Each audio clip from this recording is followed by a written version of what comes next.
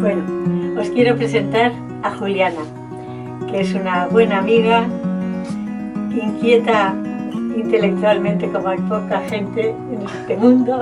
Gracias. Inquieta a otros niveles también, porque está como una chavala, es tentañera y quiero decirlo aquí aunque no vaya a cuento. Se ha escapado a dos...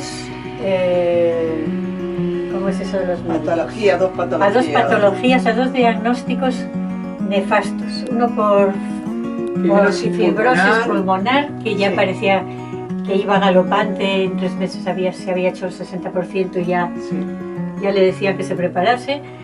Y un homeópata la ha puesto como nueva en 3 meses. Y bueno, no explico la otra, pero es para hacer una lanza a favor de las medicinas alternativas o complementarias de la medicina oficial, como dice la Organización Mundial. Que hoy están muy condenadas, sobre todo en España. Sí, y los otros sitios también. Están intentándolo, pero se resisten un poco más que nuestro gobierno. Y a Francia también.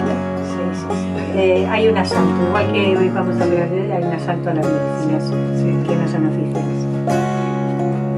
Gracias.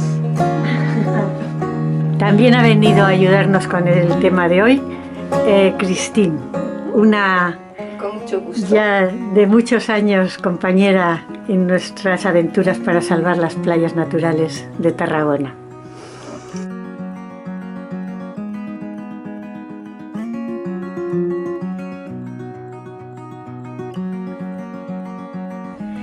El tema de hoy es el asalto neoliberal.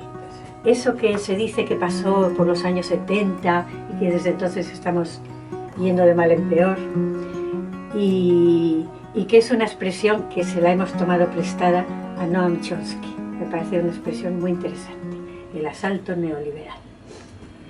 Sería interesante que nos explicara exactamente qué consiste el neoliberalismo.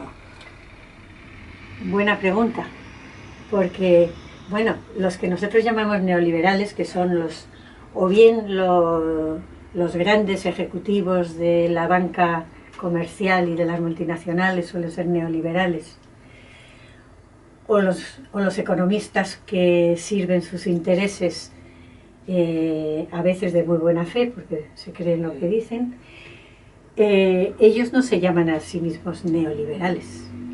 Ellos aceptan la etiqueta de gente de derechas, que cree que favoreciendo a los de arriba se favorece también a los de abajo. Entonces, o sea, los liberales se definen como liberales, ¿no? Se definen como liberales. Y esta palabra liberal pues también cambiará de país a país. Aquí, por ejemplo, los liberales antes de la guerra en las repúblicas eran gente casi siempre masones, pero muy progresistas, que intentaban que hubiera educación para todos, que no se opusieron por lo menos al voto de la mujer. Eran gente liberales. Pero ahora lo de liberales se ha quedado para unos señores directivos de altos cargos bancarios, que lo único que quieren es libertad de negocio. Las demás libertades les importan poco. O sea, libertad de negocios. Ellos por eso se llaman liberales, y nosotros le llamamos neoliberales porque ya vale que se queden con la palabra liberal, que es una palabra muy bonita. Solo faltaba que nos la robasen, ¿no? Sí. Ser liberal es una cosa muy bonita. Pero ellos solo piden libertad de negocio. Hay un chiste bueno sobre esto, de Forges. Forges es una persona que era capaz de... Mira, aquí está. A ver si lo puedes enfocar. Hay uno de estos ejecutivos en el médico. El médico le ausculta y le dice: vamos, diga, libertad. Y él dice: de mercado. Y el médico dice: me lo temía. Me lo temía. Forges y sus síntesis fantásticas. Buenísimo. Y ahora vamos a hablar del asalto neoliberal, que se atribuye a los años 70. En realidad, desde los principios de Estados Unidos, 1800 y poco, los bancos comerciales están intentando asaltar el monopolio de los gobiernos de hacer el dinero para quedárselo ellos. Porque claro, desde hace ya 2 siglos que están en ello. Y los primeros presidentes de Estados Unidos se resistieron heroicamente. Lincoln decía que estaba haciendo la guerra a los sudistas, pero los principales enemigos los tenía detrás y a pocos metros.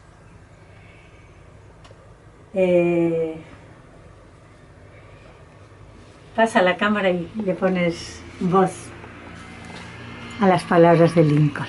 Christine, va. El privilegio de crear y emitir dinero no solo es prerrogativa suprema del gobierno, sino que es su oportunidad creativa más grande. Abraham Lincoln, asesinado en 1865. Años más tarde, en el 1881, tenemos una cita de otro presidente, habrá más citas y más presidentes, porque hasta entonces todos ellos batallaron duro contra esos poderes. Dijo unas palabras que seguramente provocaron también su muerte, porque no duró ni un año. Es James Abraham Garfield. Ponle voz, va. Ponle voz al presidente. Quien controle el volumen de dinero en nuestro país es el amo absoluto de toda la industria y comercio.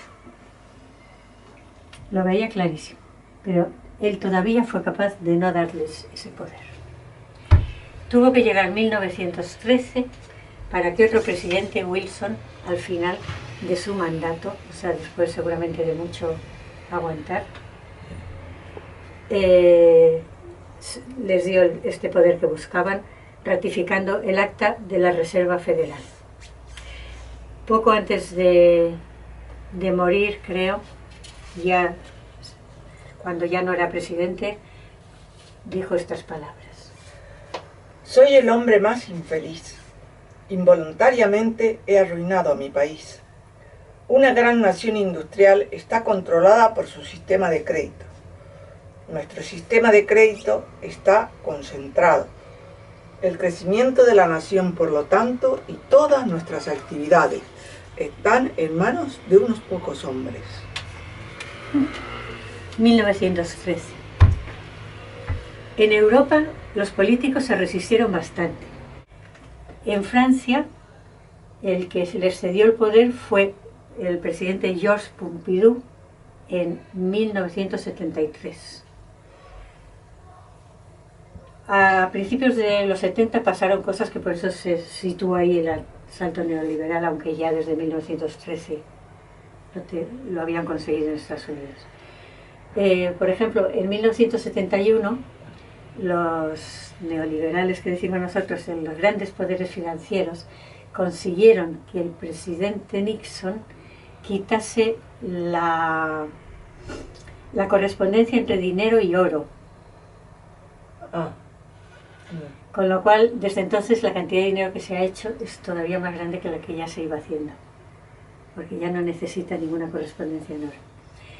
La cosa fue que no sé si fueron los banqueros o gobernantes franceses y suizos, sí, se presentaron en América con un montón de dólares pidiendo que se los cambiasen en oro. Porque claro, en aquella época sí, en los billetes ponía que si vas sí al Banco Central te dan el oro sí correspondiente. Pues allí fueron con un montón de dólares a por oro. Y Nixon se miró con sus consejeros financieros y dijo, ni hablar, aquí no soltamos ni una pepita de oro. Y rápidamente hicieron un decreto con efecto retroactivo que la equivalencia o correspondencia entre oro y dinero ya no existía. Y no les dieron una pepita. Claro. El oro ya no representaba realmente el dinero en papel que presentaban los bancos. Bueno, esto es una cosa que pasa desde los primeros banqueros del 1600, que ya empezaron a hacer trampa, y como la gente prefería que le diera papelitos en vez de monedas de oro, que son más engorrosas, se dieron a la tentación de hacer más papelitos que obtener. Del respaldo. Y de hecho yo creo que la principal característica del capitalismo, aunque poca gente lo sabe, es esa capacidad, entre comillas, o sea, esa especie de fraude que les permite hacer cualquier cantidad de dinero de la nada. Con lo cual, va un señor a un banquero y le dice: necesito 1.000.000 de florines para fletar un barco. ¿Y crees que esto va a dar resultado? Sí, porque le voy a llevar de oro y de esclavos. A ver, sí, toma. ¿Cuánto quieres? 1.000.000. Y se lo dan. Es la capacidad de crear dinero de la nada. Y gracias a eso se hicieron las grandes fletas de barcos en aquellos momentos, y se han hecho las grandes industrias del capitalismo. Y se conquistó América. Gracias a eso se se prestó, conquistó y se expolió de alguna forma. Y se prestó dinero a los reyes católicos a partir de nada. De nada. Y se arruinaron, y el país se arruinó. Los políticos nunca han sido muy espabilados. Quizá los más espabilados fueron estos de los que estamos hablando. Pero desde el asalto neoliberal vuelven a ser unas personas muy mediocres. Sí. Y en aquel momento, pues mira, escucharon hablar de los banqueros que prestaban cualquier cantidad de dinero, y allá que fueron a pedirse.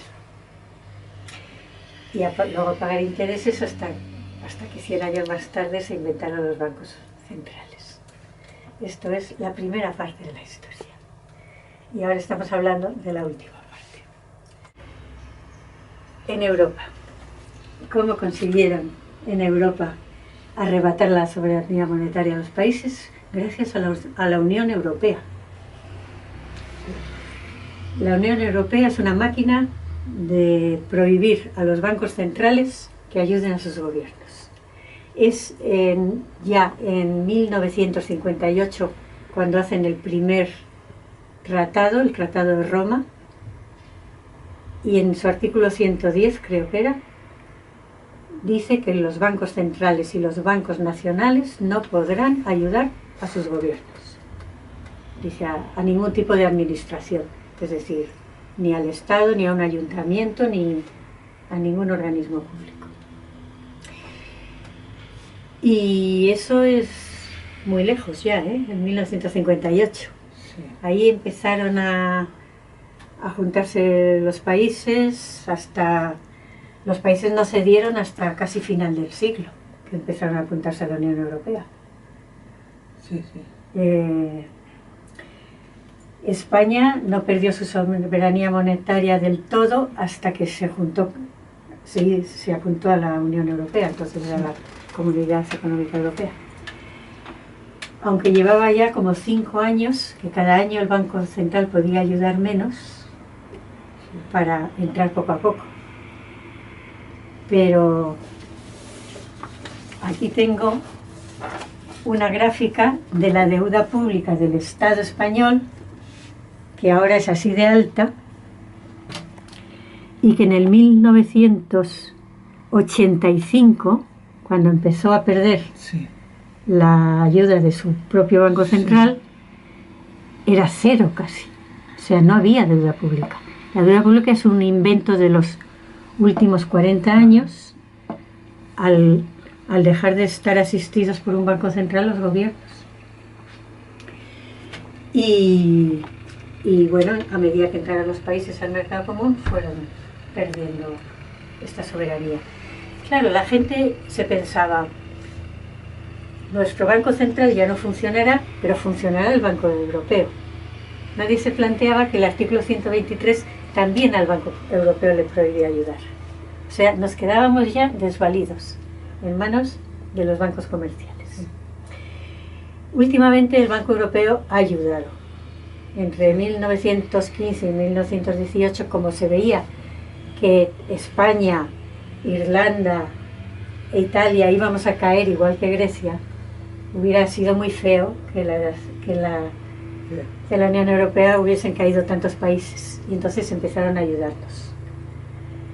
Pero con un truco muy raro, daban dinero a los bancos comerciales para que los comerciales se lo daban a interés cero, para que los comerciales sí que comprasen bonos a los estados, pero los comerciales a los estados les cobraban interés. Se habla mucho de interés cero, pero es a los bancos comerciales para que estos. Y ahora ha salido además una sentencia del Tribunal de la Comunidad Europea, de la Unión Europea, diciendo que aquello estuvo mal hecho, que va contra la ley. Claro que va contra la ley, si el artículo 123 lo prohíbe. Y ahora, con esto del coronavirus, pues todas las ayudas de las que se habla son préstamos, que bueno, cada día cambia, pero son préstamos a intereses bajitos, algunos, otros no, y que aumentan todavía más la impresionante deuda pública que tenemos. Aquí tenemos cogido del Wikipedia a los presidentes de la Unión Europea. El primero de ellos es en 1958, cuando sale este Tratado de Roma, es Walter Holstein, que es un alemán que sirvió en el ejército de Adolf Hitler, fue capturado prisionero, fue jefe del ejército en la zona del norte de Francia. Sí. Y que luego en el juicio de Nuremberg, pues más o menos salió muy bien parado.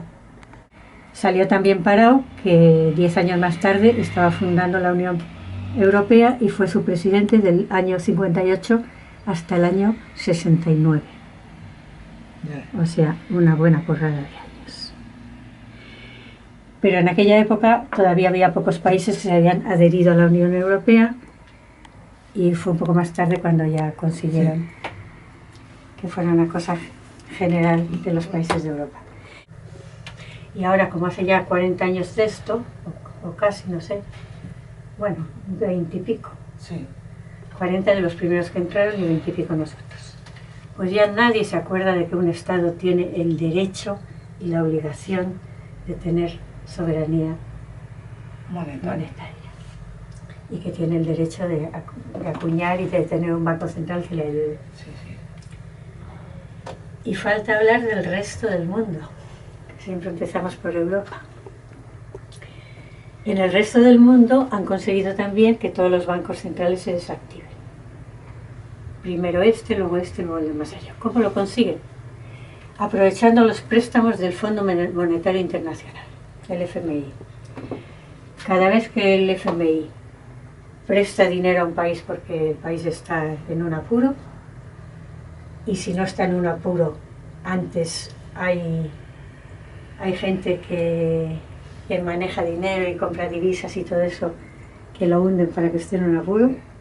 Cada vez que un país pide un préstamo, el Fondo Monetario Internacional le pone varias condiciones. Todas ellas las resumen: hay que modernizar el país.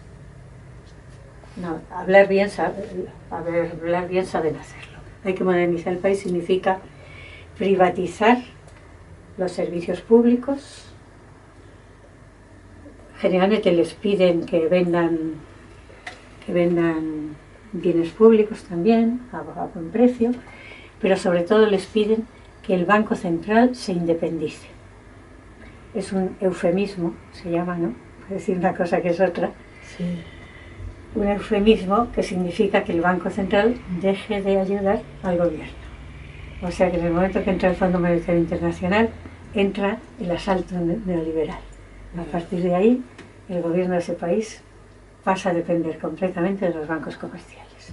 Su deuda pública empieza a subir, ya conocemos la historia. Y en esto estamos.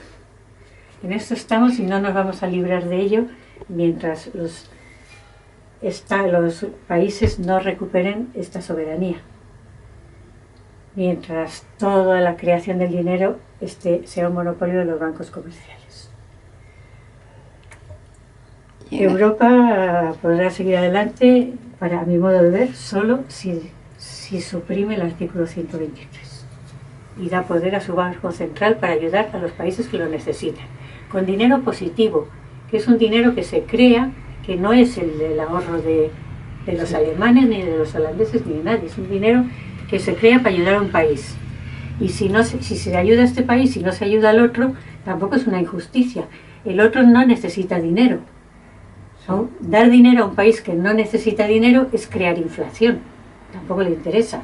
Pero dar dinero a un país que necesita dinero no es crear inflación, es sacarle del apuro.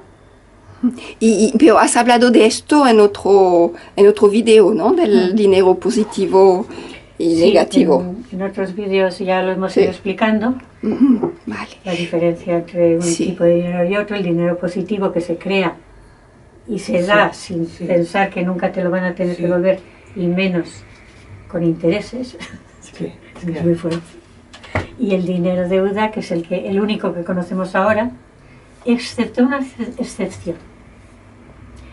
El Banco de Inglaterra hace 2 meses que ha recuperado su papel. Está haciendo dinero positivo. Ellos dicen en contra de la ortodoxia, en contra de... Se disculpan cuando hablan, pero están haciendo dinero positivo para su gobierno. Hasta se habla de hacer un helicóptero monetario para ayudar a la gente de abajo, o sea, dar dinero a todo el mundo. Con dinero creado de la nada, pero para el gobierno, no para los bancos comerciales, para su especulación. Y sí, o sea, es valiente el Banco de Inglaterra, hay que reconocerse. Qué bien. Pero así saldrán adelante. Claro, lo puede hacer porque han salido de Europa. Dentro de Europa lo tenían prohibido. Claro. Sí. ¿Y qué pasa con Japón? Con Japón hay un vídeo muy bueno, dura 1 hora y pico, pero vale la pena. O sea, explica la salida de la guerra de Japón, cómo el Banco Central ayudaba al gobierno en todo lo que necesitaba, sobre todo algo que a los neoliberales no les gusta. Buscar qué industrias son estratégicas y tienen que funcionar sí o sí, y ayudarles con dinero positivo. O sea, favorecer que dentro de la nación se fabriquen las cosas que se necesitan, y el Banco Central lo hizo muy bien. En el vídeo pone curiosamente que siempre, como no estaba ya muy bien visto eso de que un Banco Central ayudase al gobierno, ya los financieros, pues usaban un lenguaje voluntariamente complicado para que nadie entendiese nada. Muy típico. La jerga bancaria japonesa, habría que verles. La cosa es que Japón estaba genial, o sea, la gente trabajaba, todo el mundo tenía trabajo, pero hubo unos economistas que estudiaron en Estados Unidos y volvieron con ideas neoliberales y decidieron que no podía ser aquello, que había que desactivar el Banco Central. Pero ¿cómo se desactiva un sistema que va tan bien? Lo primero que hicieron fue exigir, desde algunos cargos del Banco Central que eran topos suyos, exigir a la banca comercial que diese más préstamos de los que la gente podría devolver. Estaban obligados a dar cada día X préstamos. O sea, los banqueros no entendían nada, y más los japoneses, que son tan así. Pero eran órdenes que venían de arriba. Y claro, pasó como aquí, igual aquí hicieron lo mismo. En 2008 hubo una crisis, pero llevaban unos años los bancos prestando más de lo que les podrían devolver, y prestando a gente que ya sabían que no les iba a poder devolver, sobre todo en Estados Unidos. Y hubo un crack, y esos cracks los liberales los aprovechan mucho para acabar de montar su historia. Otro paso adelante muy importante del asalto neoliberal fue el presidente Clinton. El presidente Clinton es el que dio permiso a los bancos para prestarse a sí mismos. Y se prestan a sí mismos cuando ven un buen negocio que se puede hacer de extraperlo, o de especulación de materias primas, o de alimentos, que se ha hecho con cereales y se sigue haciendo. se prestan dinero a sí mismos para comprar todos los cereales o lo que haga falta, y se lo prestan, por supuesto, a interés cero, Claro. incluso a intereses negativos.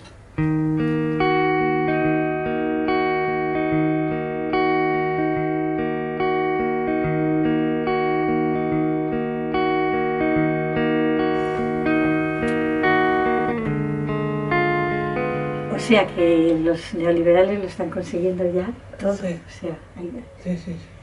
a lo mejor ellos mismos se paran los pies. Ellos querían, por ejemplo, que hubiera una crisis y entonces quedarse con todas las casas de la gente que no puede pagar. Pero ahora, cuando ha pasado en España, pues parece ser que no les ha gustado nada. O sea Quedarse con las casas. qué sé yo, se han encontrado con un montón de casas. Una cosa es imaginarse que la mitad de las casas van a ser tuyas, oh, qué bien.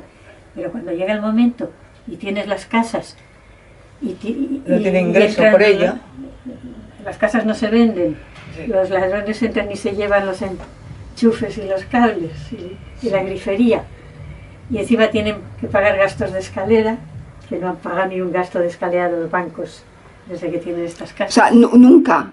Ellos pero tienen que pagarlo o no, es que no tienen que pagarlo, Tienen que pagarlo, pero no lo pagan. no lo pagan. Entonces están endeudados. No pasa nada si ellos están endeudados. Lo malo es si estamos endeudados nosotros. Claro. Sí, sí. Sí, sí, sí. Ahí sí que no nos perdonan.